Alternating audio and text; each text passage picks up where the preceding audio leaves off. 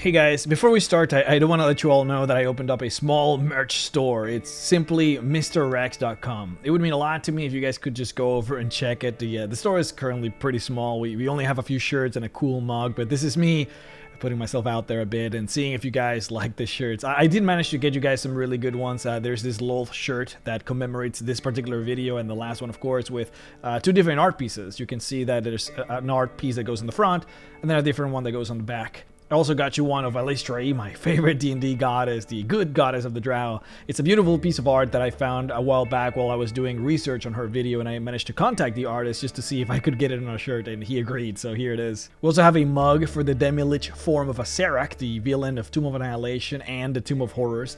And then, of course, one of the Erinis, the fallen angels that turn into devils in the Nine Hells. It would mean the world to me if you guys could go and just give the store a little bit of a look. It, of course, helps support the channel, and that would be mrrhexxart.com. Thank you guys for your endless support and for being with me throughout the years, sharing the love of the lore of both Elder Scrolls and Dungeons & Dragons now. You guys make it all worth it. Thank you all for the nice comments and for being so supportive. I'll try to expand the store as we go along throughout the next couple of months, and hopefully I can get you guys a lot of really cool stuff. But okay, now that we're done with the sappy stuff, let's start the video. Imagine a corner of a dusty cellar. Moving closer, you see the walls draped by endless layers of spider webs, within which are shrouded the husks of dead insects, strands of foul mold, and other rot. Move closer and you see each strand of this web as though it were a silvery path. Now imagine tiny specks on that path, all of them moving slowly, lost, not knowing from where they came or what destination they hope to find. That group of specks?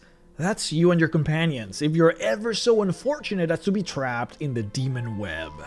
This is the actual Lolth video, though it's still in a lot of ways a sequel to our last. If you haven't seen it already, then I highly recommend going back and watching our What They Don't Tell You About Lolth's Drow, where we introduce the Queen of Spiders and we talk about how her personality, desires, and cruel treatment of the Drow have shaped their species and culture to the core. But today is when we delve deep into her. We will talk about her stats, her abilities, her spells, what she can do, and where she lives. We will talk about her realm in the abyss called the Demon Webs, and perhaps touch on some of her relationships with other deities. If you were ever interested to hear about the stats, HP, and abilities of a goddess, well, this is the time. And it will be a good time. But before we get into it, let's talk about our sponsor today. This video is brought to you by Grimhollow, the campaign guide. Grimhollow is a campaign setting set in the world of Etheris, a world brimming with history, depth, culture, and conflict. This is a dark and gritty world where monsters roam the fields and forests of the world, and where your only safe havens are found in walled compounds, because outside of those walls, danger and death lies. The gods are gone or dead, and behind they left a world shrouded in darkness, filled with curses, plagues, and ghoulish creatures. They left civilizations that now have long forgotten hope and cling desperately for survival. On top of a beautifully designed world setting, Grimhollow the Campaign Guide also brings with it a plethora of really interesting game-changing mechanics, like my most favorite thing to come out of a third-party book, transformations. Grimhollow allows for your player character to transform into fiends, liches, lycanthropes, angels, vampires, and eldritch horrors. See, instead of just getting bit by a werewolf, losing a saving throw, and basically just being left in the dust as to what is meant to happen, now you have a comprehensive list of features and level ups so that you can take your player characters on a progressive transformation into the monster. If you're interested, check out the link in the description and get yourself a copy of Grimhollow the Campaign Guide. But now, back to the video. It's not every day that we get full-blown stats to a god. It really doesn't happen that often anymore. We've had it happen a few times in 5th edition, first of course with Tiamat in Horde of the Dragon Queen as a CR 30 monster, which you had to weaken tremendously in order to even battle it. And then we had it happen again in Rime of the Frost Maiden, but that adventure is a bit newer, so I don't really want to spoil it too much just yet. In any case, I would like to start this off by giving you guys a little bit of context. To truly understand where Lolth stands, I want to compare first player characters and monsters that we know so that you can get an idea of how power is spread out across the game. Challenge rating is of course a very rough measure of a monster's power that combines his ability to deal damage and how resistant it is to dying, amongst other things. We use this to define how powerful or how weak a creature is. First, you must know that generally speaking, and this is very broad by the way, so don't take this as gospel, but generally speaking you could say that a player character's challenge rating should be about 2/3 of their level, so a level 20 wizard could be considered to be roughly between challenge rating 12 to challenge rating 14. At this level range you can find monsters like the Ifriti, full-blown vampires, storm giants, and several adult dragons. So anything above challenge rating 16 or 17, that would be when you start to find monsters that would be far beyond the measure of any one individual character, regardless of how powerful that character is. Creatures like the most powerful angels like the Planetars, to the most powerful devils and demons like Baelors and Pit Fiends. Monsters that surpass the challenge rating of 20 basically always require a full party of the most powerful adventurers in order to be defeated. At this range we have the ancient dragons, the demon lords, the devil princes, the liches, and the krakens. This level range might be ideal as well for many demigods. Now, once you surpass the challenge rating of 30, that's when you start to see actual gods, or creatures that have been granted divine power beyond mortal reach. For example, the Tarask is one of the few creatures that possesses the capabilities of being able to kill gods, as it boasts a challenge rating of 30. Tiamat as well, as we mentioned before, can be found roughly at this range of 30. Now, Lolth was given stats as well, all the way back in previous editions. The tricky thing though is of course to see what those stats would look like in 5th edition, because as you can imagine, the game has changed in many ways throughout the editions. Thankfully though, 3rd edition and 5th edition are actually very much alike, most of which is actually perfectly transferable between the editions, and then, well, some of which is not. The way 3rd edition handled proficiency modifiers was way different. Over there, for example, getting a +20 to hit on your attack wasn't really that strange, whereas in 5th edition, that would be insanely high. So armor class and attack modifiers are basically unusable, so I won't even mention them. However, health points, damage, and of course all of the special abilities and features are still very much synchronous with the way 5th edition runs, so we can 100% take them for what they are. And the only thing to keep in mind though is that monsters back in 3rd edition used to be generally with less HP and did less damage, so if anything, Lolth is going to have to be moderately stronger than what I shall present. Now, gods are far too powerful to be truly encompassed by normal challenge ratings, and that is because the very nature of them being divine grants them abilities and protections that far outmatch that which is capable to mortals.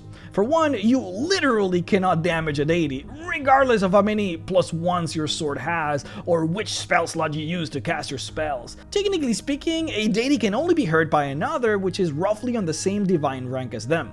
Now, of course, there are many sacrifices that have to be made for a god to be able to enter the mortal realm, and for the most part, this is really only possible at this point through avatars, barring some insane exception. Avatars do not necessarily share many of these divine protections and can certainly be hurt and destroyed when they are in the material mortal realm. This is, by the way, what you're experiencing when you see an entity such as Tiamat make their way into a 5th edition Dungeons & Dragons adventure. If you're curious, Tiamat is roughly a divine rank 10 deity. This is not technically Forgotten Realms canon, but I figured that you guys would be curious. It might help to put some things into perspective for what a divine rank 10 deity would look like. Now, Lolth is a divine rank 15 goddess, which means that she's on the cusp of reaching what one could consider to be the realm of the greater deities. To put it further into context, the strongest deities in the Forgotten Realms, Muradin, the chief god of the dwarves, Corellon, the chief god of the elves, and Chauntea, the most powerful goddess of the humans, each have a divine rank of 19. Now you might wonder how there could be such a disparity between the power levels of Tiamat and of Lolth, but consider that dragons are actually not religious at all. In fact, they actively refuse to venerate their gods because it was through them that the initial dragon war between the chromatics and the metallics happened, so Tiamat doesn't really get much divine power from them as you would think. Lolth, on the other hand, is considered to be a world conqueror deity. She goes from world to world and dominates and subjugates its people, forcing them to pray and venerate her. We will of course talk a little bit more about that later in the video. In any case, Lolth has 820 hit points and a crazy fast speed of 60. She has 24 strength, 29 dexterity, 22 constitution, 41 intelligence, 41 wisdom, and 32 charisma. She has proficiencies in a ton of stuff, but the notable things are her expertises in alchemy, deception, crafting by weaving, her ability to disguise herself, her stealth, arcana, history, religion, perception, and insight. All those skills and professions that I just mentioned would be considered as if she had expertise on. It should also be mentioned that divine deities of Lolth's rank, as per the canon, don't actually roll for skill checks. Instead, it is always assumed that they roll a 20. This means that, for example, following 5th edition rules, Lolth's stealth is always a static 47, and her perception checks will always be a static 53. Her passive perception would always be a 37. It's actually insane. And this is only using the proficiency modifier of a CR 30 monster. She likely would be even higher, but for the purposes of this video, we will assume that she has the proficiency modifier of a CR 13 monster, because that's as high as the Dungeon Master's Guide will allow us to go. Now, Lolth has two main physical attacks, one of which are the fangs of her spider form, and another which is a powerful whip she likes to use in her drow form. Both weapons hit as +5 weapons, or rather used to, and nowadays the rule of thumb is to cap it at +3. In any case, her physical attacks should generally be around a +19 to hit. Her spider bites deal 1d6 plus 10 piercing damage, plus the power of the poison. Lolth's poison is extremely potent, and has similar effect to that of shadows. If you get Lolth's poison on you, you would have to succeed on some insane constitution saving throw, or have your strength score be reduced by 3d6. And that is insanely powerful. I mean, on average, that means that you would be losing around 12 points of strength if this hits you. And what makes it worse is that this is only the initial effect. See, after 1 minute, the effect would hit you again. If you fail that saving throw again, you would have your strength score be lowered by another 3d6. If your strength score ever reaches 0, you die, so just getting bit once by Lolth is almost guaranteed for any adventurer, regardless of how powerful they are, to basically die. Her whip, on the other hand, is interesting. The damage is a simple 1d4 plus 12, but it automatically smites lawful creatures by doing an extra 2d6 damage to them. Further, it also smites good creatures for an extra 2d6 points of damage. And the thing is, these effects of course compound on one another, so she's extremely powerful against lawful good creatures, as she deals a whopping extra 4d6 damage against them. And the whip also can strike through the ethereal realm, which makes it very useful. It should also be noted too that Lolth can also smite, similar to how a paladin smites, except that she can do it up to 15 times a day. When she is about to attack, she can decide to smite for that attack and then deal an extra 20 damage on that hit. Now, this is as far as we will go with the number crunch, but once again, just keep in mind that generally speaking, she should have a bit more HP and deal a bit more damage than presented. The only thing that I used from 5th edition in these stats were the proficiency modifiers of a CR 30 monster, but everything else are her actual stats, including the damage that her attacks do. In actuality, she would probably be at least a CR 35 or a CR 40 monster. But in any case, let's start delving deeper into what she's capable of. Some of this stuff is really cool. By the simple nature of her being a powerful deity, Lolth is immune to poison, acid, lightning, and cold damage. Her stats cannot be reduced in any way, and she's divinely immune to any ability that would allow you to siphon her power. Further, she cannot be disintegrated, banished, or have the imprisonment spell cast upon her. She functions as if she had the spell Mind Blank cast upon her at all times, and is also immune to the conditions of paralysis and stunned. She's also effectively immune to any transmutation spell that would modify her or change her shape. Further, obviously she's immortal, so she doesn't need to eat or sleep, does not age, and is immune to disease. Now, I get this question asked a lot. See, deities do get access to the wish spell, of course, but they don't have much reason to ever use this mortal equivalent when they have something far more powerful. Deities get access to the divine ability Alter Reality, which is an ability given to gods of certain rank. And this is how they do most of their miracles. All they have to do is think of something and then simply make it so, though this requires an action on their part and then further requires a resting period depending on the magnitude of the effect. Lolth, for example, can reshape a landscape, creating any type of terrain that she would want. However, this effect is very strenuous. For every 10-foot cube of material to be reshaped, she would require 1 round to complete, and then, when she's done reshaping the land, she would need a day of rest for every 10-foot cube of work. She can also make any magical or supernatural effect that exists completely permanent. If there's a spell that does something, she can do that something and then make it permanent. She would then, of course, require to rest for 10 minutes per level of the effect times the number of subjects affected, with of course more powerful subjects affected requiring more time. And she can also create any non-magical object that she desires and have it last for 15 days, or any magical object that she can imagine and have it last for 15 hours. Lolth also gets access to a special ability called Call Creatures, which functions very much like the 9th level spell Gate, except that she can convoke up to 15 creatures at the same time, as long as they're all vermin of course, and as long as they have no more than 15 hit die. For example, she could instantly summon up to 15 Driders whenever she wants, but she can't ever have more than 15 at any point in time being summoned or affected by this ability. As long as Lolth has a direct line of sight, she can directly take over any Drow that she sees as an action. Those Drow would then be under her complete control, with Lolth being able to manipulate and do whatever she wishes with their bodies for up to 25 days per use of this ability. And she can use this ability as many times as she wants, as long as she doesn't take over more than 150 Drow in total, and as long as she doesn't use this ability on more than 15 Drow per day.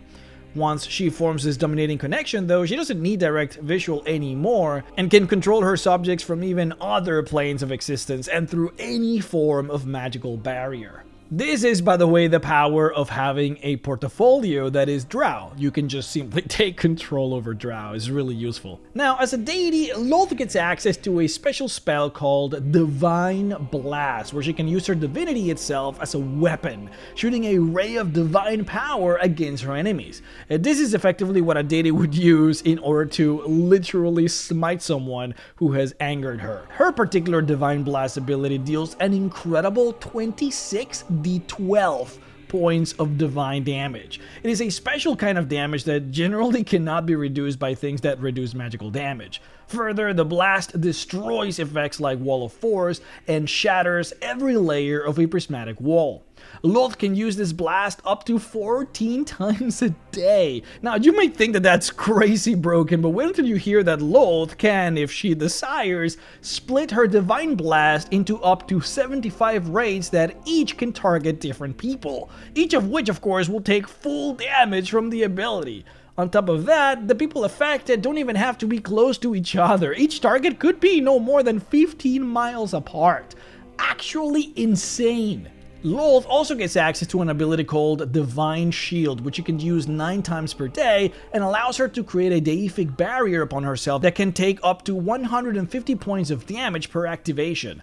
Literally broken. Now, have no fear, some of these broken divine abilities of course get severely weakened or straight up disappear for her avatars. It is of course generally understood that the actual deity is going to be much more powerful than the avatars that they can summon. Lolth's avatar, for example, can only summon up to 8 creatures using her divine Call Creature ability, and those creatures also have to be substantially weaker than what she could do otherwise. She also, and you're gonna love this if you're trying to kill Lolth, she completely loses her ability to use Divine Blast. She also loses the ability to dominate Drow and to alter reality. On the flip side though, she does still get to keep her Divine Shield ability, but instead of it preventing 150 points of damage per usage, it now prevents 80 points of damage, which is still frankly unbelievably broken. She can also still use that up to 9 times a day. Now, both Lolth and her avatars, however, do get access to the powerful divine ability Hand of Death, which is very dangerous.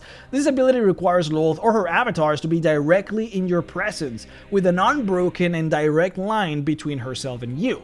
If Lolth points her finger at you, you would have to pass an unbelievable saving throw, and if you fail, you simply instantly die and you would not be able to ever be resurrected. Only a deity of higher rank than Lolth would be able to resurrect you, and only if they themselves do it. They wouldn't be able to do it through a cleric or priest. I should also mention that Lolth can create and control up to 10 avatars at the same time, though keep in mind of course that Lolth has aspirations in multiple worlds, not just the Forgotten Realms, so it is extremely unlikely that you would ever have to face more than one avatar at the same time in any particular world. Now, Lolth's spider form can produce a demonic webbing that is far more interesting and powerful than normal webs because hers are completely toxic.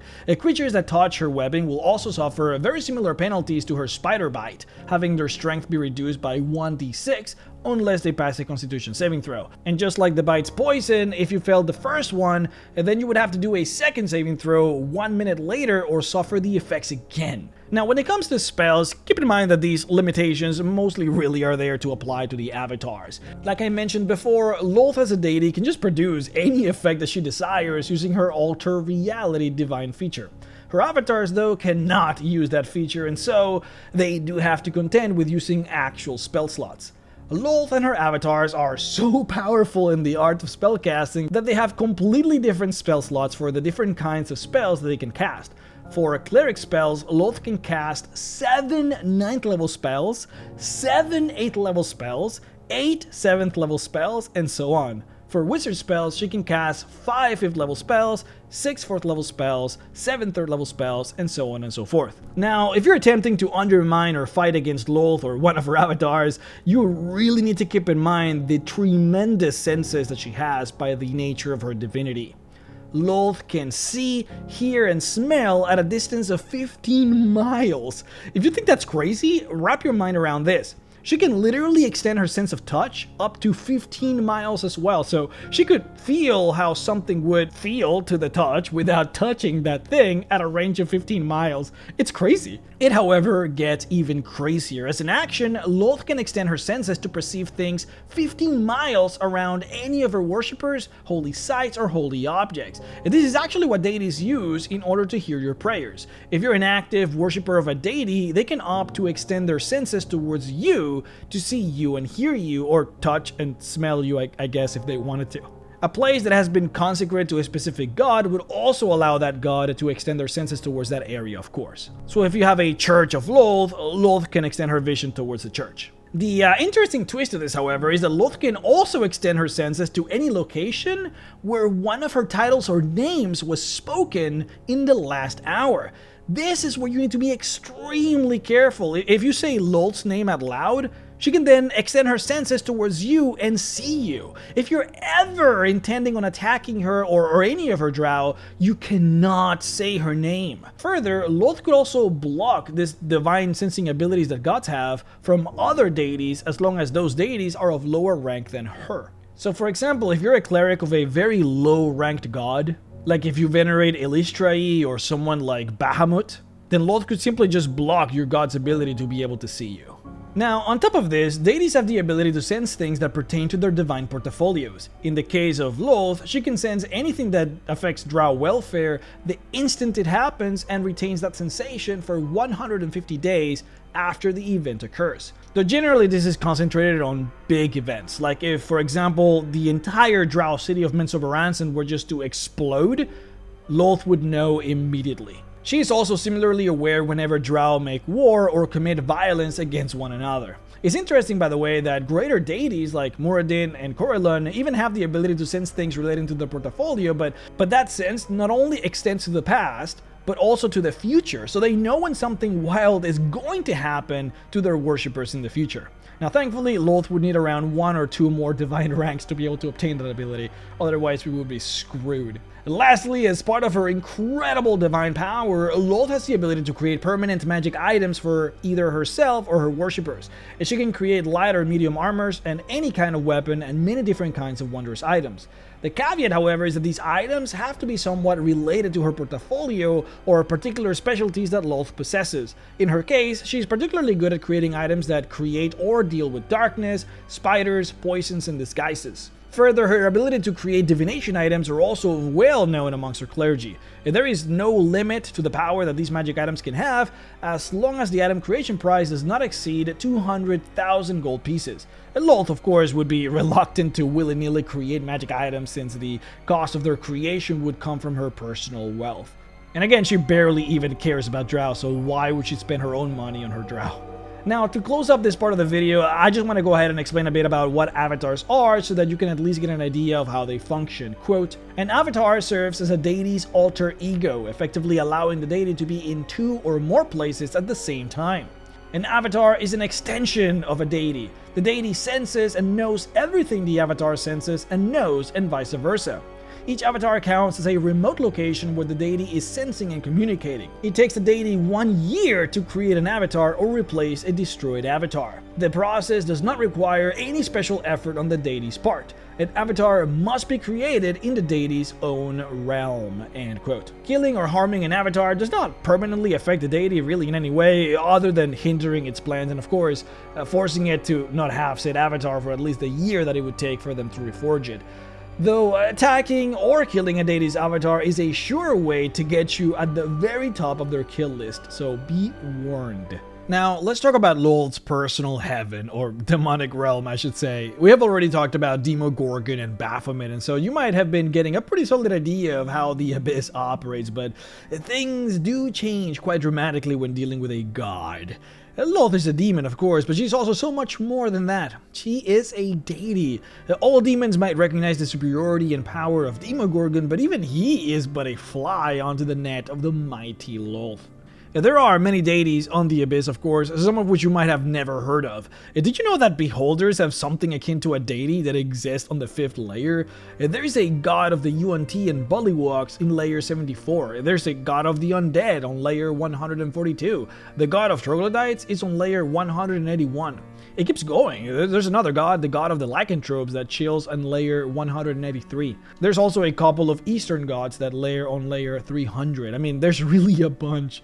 Lolth is for sure the most powerful though, but not even her could hope to completely dominate the entirety of the Abyss, without even considering the political implications that something like that might entail. I mean, just consider it. If you accidentally screw over an evil god in the gnomish pantheon, you suddenly would have like 10 good gnome gods now fighting you, some of which are really powerful. For example, Umberlee, the evil goddess of the sea who layers in layer 13, would normally stand no chance against Lolth. However, she does have a protection pact with Talos, god of destruction and fury. Umberlee has a divine rank of 12, while Talos has a divine rank of 16. The trade-off is that Umberlee gives Talos a portion of her divine essence, and then Talos protects her from other deities. There are many benefits from such an alliance from the perspective of Umberlee. It not just protects her against evil, capricious, and greedy gods like Lolth, who would most definitely want to kill her, but Talos, being a greater deity, also has abilities that she just does not possess. We mentioned the ability of greater gods of seeing into the limited future, but greater gods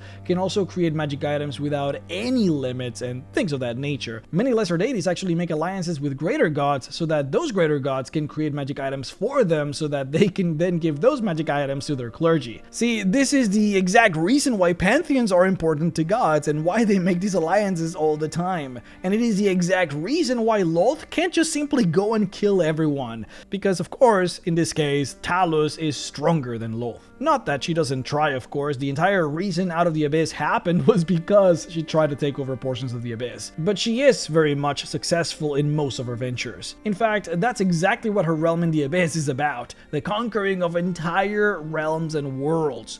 Her realm is called the Demon Web Pit, and it is set on layer 66 of the Abyss. Now, her realm is really interesting and practically unmappable. It shares a lot of similarities actually with the Underdark in a lot of ways.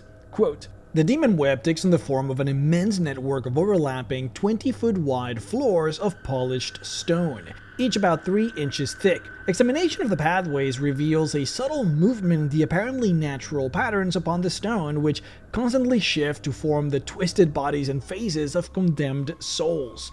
Curved walls of sticky webbing surround the pathways, creating tube-like corridors. The webbing is only slightly adhesive, enough to feel strange, but not enough to hinder movement, end quote. And this is basically most of the layer. It all mostly looks like this picture right here. The floor is stone and the walls and ceiling are sticky webbing. Hallways like these are scattered all across the layer in labyrinthine trails that crisscross between each other. The plot twist is that all around these hallways you will find doors or entrances that will take you out of the demon web. They are effectively portals. These portals lead to locations that Lolth has conquered with her drow and demonic armies, and by locations I mean sometimes entire planets. You see, Lolth conquered conquers worlds and then connects those worlds to her web, plunging them into the abyss. Now, this place might look like it's just another layer since it has a very unassuming name of simply being layer 66, but in reality there are countless worlds stuck in the demon webs, enslaved and governed by the Queen of Spiders. Traversing the demon web is difficult since personal teleportation is completely forbidden thanks to Lolth's divine will. Instead, most of the realm has these geometric structures that function as teleportation hubs, where her servants can go from one place to another as long as they have the correct key. Quote, "Adventurers in the demon web must avoid the Drow patrols that sweep the pathways as well as the demons and arachnid horrors that do Lolth's bidding. The numerous metal doors leading to other worlds bear no markings whatsoever, and trial and error remains the best means of exploration without native cooperation. Most permanent residents of the demon web are Drow worshippers of Lolth, powerful and arrogant clerics who live to fulfill the dark whims of their goddess.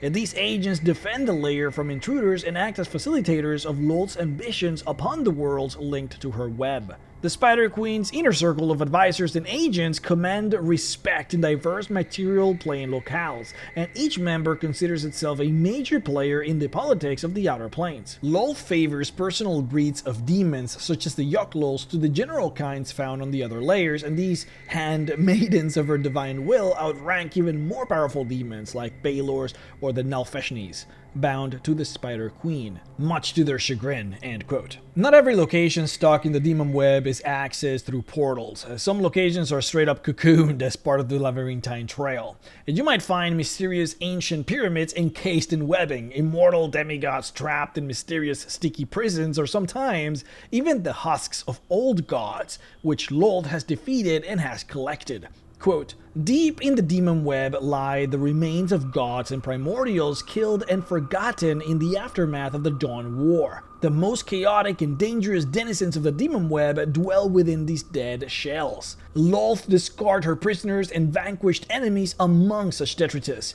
Each time she does so, she smiles, because life in such a place is a far worse fate than death." End quote. See, even though most of what you will see on the demon web are the actual passages, you can actually break through those passages and see what is beyond, even though you might really regret doing so.